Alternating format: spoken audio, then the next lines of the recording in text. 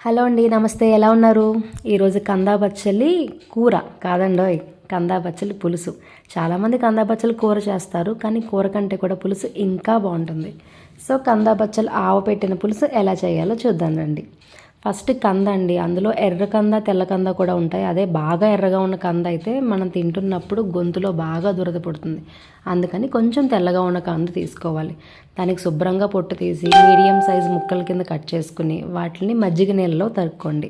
అలా మజ్జిగలో తరగడం వల్ల కందకి కొంచెం దురద ఉన్నా సరే అది పోతుంది.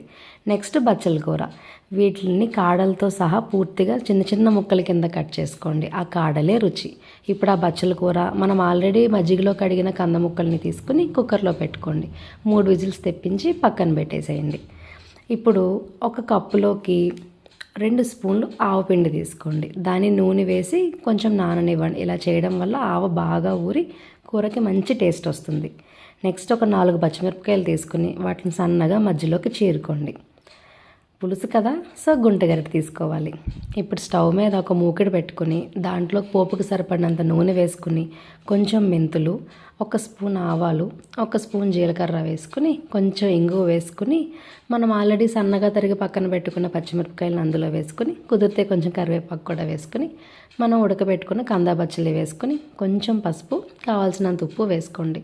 కంద ముక్కలు అలా ముక్కలుగా ఉంటే పులుసుకు బాగోదండి. అందుకని గరిటెతోటి బాగా మెదిపి ముద్దగా చేసుకోండి. నేను చింతపండు గుజ్జు ఆల్రెడీ కలిపి పెట్టుకున్నాను, దాన్ని ఒక 2 స్పూన్లు గుజ్జు వేసుకోండి. ఇప్పుడు మెయిన్ ఇంగ్రీడియంట్ బెల్లం. బెల్లం అనకండి, పులుసుకి బెల్లమే రుచి, అది వేస్తేనే బాగుంటుంది. ఈ పులుసు కొంచెం గరిటెజారుగా ఉంటేనే బాగుంటుందండి. మరీ చిక్కగా ఉన్నా బాగోదు, మరీ పలుచగా ఉన్నా బాగోదు. అందుకని కావాల్సినంత నీళ్ళు పోసుకుని బాగా మరగనివ్వండి. ఇంకా ఆల్మోస్ట్ అయిపోయింది అన్న టైంలో కొంచెం పచ్చికారం వేసి దింపేయండి. కారం వేస్తే పులుసుకి రుచి చాలా బాగుంటుంది.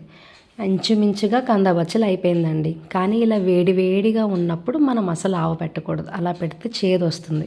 కాబట్టి పులుసుని పూర్తిగా చల్లారిన తర్వాత మనం ఇందాక పక్కన పెట్టుకున్న ఆవపిండిని తీసి కలిపేసుకోండి. అంతేనండి, కందా బచ్చలి పెట్టిన పులుసు రెడీ అయిపోయింది. ఇది వేడివేడిగా కంటే కూడా బాగా ఊరి మర్నాడికి ఇంకా బాగుంటుంది. కార్తీక మాసంలో తప్పనిసరిగా తినాల్సిందే కందా బచ్చలి. మీరు కూడా ట్రై చేసి ఎలా ఉందో కమెంట్ చేయండి.